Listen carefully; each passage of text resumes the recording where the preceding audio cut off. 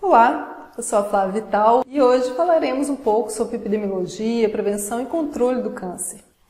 O câncer é o nome dado a um conjunto de mais de 100 doenças que têm em comum um crescimento desordenado de células que invadem então os tecidos e órgãos. Entre as doenças não transmissíveis, o câncer emergiu e é hoje a primeira ou segunda principal causa de mortalidade prematura, ou seja, mortes entre 30 e 69 anos. Isso em mais de 90 países em todo o mundo, sendo que na maioria dos países com alto índice de desenvolvimento humano é a primeira causa de morte. Aqui no Brasil ainda permanece atrás apenas das doenças cardiovasculares. Essas doenças que antes acometiam mais idosos, hoje atingem cada vez mais pessoas jovens, E até pouco tempo era uma doença que gerava muita preocupação por conta da alta mortalidade. Mas hoje a preocupação aumenta também em consequência da morbidade que se instala com o tratamento, que pode aí ter grande impacto para o sistema de saúde e para a qualidade de vida dos pacientes, requerendo uma atuação cada vez mais multi e interdisciplinar para o controle tanto da mortalidade quanto das morbidades. A incidência e a mortalidade por câncer ela vem aumentando então no mundo, em parte pelo envelhecimento, pelo crescimento populacional, mas também por conta da mudança na distribuição e na prevalência dos fatores de risco em relação ao câncer, especialmente os que estão relacionados ao desenvolvimento socioeconômico. Na última estimativa da Agência Internacional de Pesquisa em Câncer, da Organização Mundial de Saúde, que é o IARC, foram esperados cerca de 18 milhões de novos casos de câncer no mundo por ano. Essa mesma agência estimou que ocorreram cerca de 9,6 milhões de mortes por câncer em todo o mundo em 2018. E estima-se também que 1 em cada 8 homens e 1 em cada 10 mulheres estão propensos a desenvolver a doença durante suas vidas, sendo que as estimativas para a América Latina são ainda piores, Estima-se que até 2030, cerca de 1 a cada 3 latinos irá desenvolver o câncer ao longo da sua vida.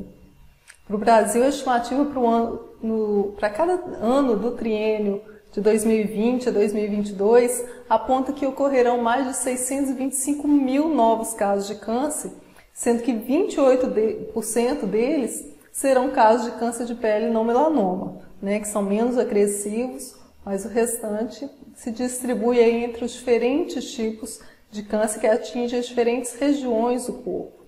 Nos homens, os mais incidentes são o câncer de próstata, cólon reto, o conjunto traqueia, brônquios e pulmão, seguido de estômago e cavidade oral. Já entre as mulheres, os mais incidentes são o câncer de mama, cólon reto, colo de útero, o conjunto traqueia, brônquios e pulmão, seguido aí também da glândula tireoide, que aliás é um tipo de câncer que vem crescendo grandemente nos últimos anos. No entanto, muitos cânceres podem ser prevenidos, cerca de 40% deles, evitando aí vários fatores de risco como tabaco, dietas não saudáveis, agentes infecciosos, que seriam aqueles fatores de riscos modificados, Outros cânceres podem ser detectados precocemente, tratados e curados, como é o caso do câncer de mama e o colo de útero, que 1/3 desses tipos de câncer têm grandes chances de cura. E quando detectados tardiamente, esses tumores precisam ser tratados em relação à dor, que pode ser reduzida, Então esse paciente oncológico também requer um cuidado, ainda que não tenha chance de cura, para permitir uma progressão mais lentificada da doença, que seja, e minimizar aí sintomatologias que podem ser controladas, E quanto mais cedo, então, na história natural do câncer, ele é detectado, mais efetivo tende a ser o tratamento. Portanto, ações de prevenção, elas devem ser planejadas e implementadas aí no âmbito de outros programas de prevenção de doenças crônicas, Bem como no contexto do planejamento e do controle do câncer em geral.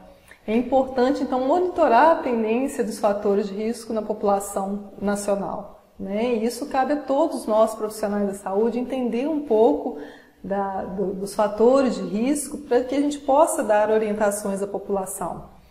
A prevenção do câncer engloba, então, ações realizadas para reduzir o risco de ter a doença, seja através da adoção de um modo de vida mais saudável, seja através de uma vacina, quando ela existe, né? Que somente para alguns tipos de câncer a gente já tem uma vacina, que pode estar aí prevenindo, como é o caso do HPV, ou evitando a exposição a substâncias que poderiam causar um câncer. Mas quando a gente fala em prevenção secundária, os nossos objetivos vão ser detectar e tratar a doença pré-maligna, como o caso do vírus HPV, né, ou pólipos na parede do intestino. E já essa detecção precoce, então, ela tem por objetivo reduzir a incidência e mortalidade por câncer por meio do rastreamento e do diagnóstico precoce. A gente fala em diagnóstico precoce, a gente está falando daquelas pessoas que já têm sinais e sintomas de câncer, né, mas que a gente tenta detectar no início da doença, onde o tratamento tem mais chance de cura. E quando a gente fala em rastreamento, a gente está falando daquela população que não tem sintomas, né, ela está assintomática, mas a gente vai conseguir detectar através de um exame, seja de imagem ou outro, a chance dele estar desenvolvendo ali, ou com um câncer numa fase bem inicial também, onde a chance de cura passa a ser grande. Então, exemplo de diagnóstico precoce também é quando a gente tenta, através da autoavaliação, conscientizar as pessoas a identificarem a doença, seja através de sinais e sintomas, ou fazendo consultas de rotina com seu médico. E o rastreamento populacional, a gente pode dar como exemplo a questão da mamografia, né? Buscando aí rastrear na população de mulheres assintomáticas, mas que estão naquela faixa etária de maior risco de desenvolver a doença, na tentativa aí de identificar ela na fase bem inicial. Então, com a detecção precoce, o tratamento ele é muito mais simples e efetivo, enquanto que se a gente não fizer uma detecção precoce, os custos com o tratamento tendem a ser muito maiores, né? E às vezes vai ser necessário o cuidado paliativo, e que poderia ser evitado aí se for feito a detecção precoce, né? Ninguém quer ser diagnosticado numa fase avançada da doença e não ter a chance nem mesmo de receber um tratamento oncológico. Então, quanto antes detectado, mais chance de ser tratado e mais chance de ter a cura, né? Ou pelo menos uma maior sobrevida. E quais seriam os fatores de riscos relacionados à doença câncer? Então, o risco de câncer em uma determinada população ele vai depender diretamente das características biológicas, ou seja, se existe um risco hereditário de desenvolver o câncer, mas isso representa aí cerca de 10%, ou nem isso para a maioria dos tipos de câncer, mas está mais relacionado, ou principalmente relacionado, a questões comportamentais do indivíduo, como hábitos alimentares, né, sedentarismo, obesidade, né, bem como em relação às condições sociais, ambientais, políticas e econômicas da sociedade em que os indivíduos são inseridos, né. A gente sabe hoje que 35% das mortes por câncer são atribuídas à dieta e inatividade física, às substâncias aditivas como tabaco, álcool, drogas e medicamentos, em relação à saúde sexual e reprodutiva, como as infecções sexualmente transmissíveis, riscos ambientais como poluição do ar, radiação, combustíveis sólidos, tabagismo passivo, ou por contaminação venosa, como o vírus da hepatite B e C e o HIV. Então, uma alimentação saudável, hoje a gente sabe que pode reduzir cerca de 40% a chance de desenvolver um câncer, né? Sendo que as frutas, as verduras, os legumes e cereais integrais, eles seriam aí os principais fatores protetores em relação ao câncer. Enquanto alimentos ricos em gordura animal, ou mesmo gordura vegetal, tipo margarina, ou gordura vegetal hidrogenada, ou carnes muito processadas, com conservantes à base de nitritos, nitratos ou muito sal, seriam alimentos que aumentam o risco de desenvolver o câncer. Então, o excesso de gordura no corpo também ele é identificado como um estimulante de um processo inflamatório que tende a aumentar a produção de hormônios provocando aí e acelerando o surgimento de um câncer, né? Então, o sobrepeso e a obesidade por si só, eles podem representar aí cerca de 40% do câncer de endométrio, por exemplo, que é o câncer de útero. Então, aumenta muito o risco de desenvolver um câncer de útero quem tem um aumento de peso.